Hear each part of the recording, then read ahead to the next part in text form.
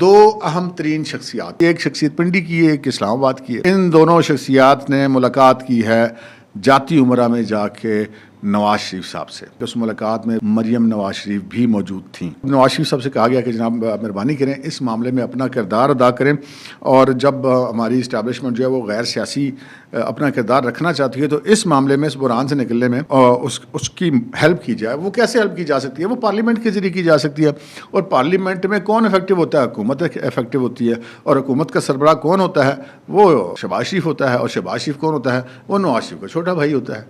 तो कहानी आपको समझ आ गई होगी। हमारे ज़रा का ये कहना है कि नवाज शरीफ साहब ने इस हवाले से हामी भरी है, और जो मुलाकात करने वाली दोनों अहम तरीन शख्सियात हैं उनसे उन्होंने कहा कि जी ओके, इस पे करते हैं इंशाल्लाह। लेकिन उन्होंने ये कहा है ईद के फ़ौरन बाद जो है वो इंशाल्लाह इस मामले का कोई ना कोई हल निकालते हैं। तो लो दोस्तों, बाबू जी ने कह दिया कि ईद गुजरते ही जो है वो दम मस्त कलंदर होगा।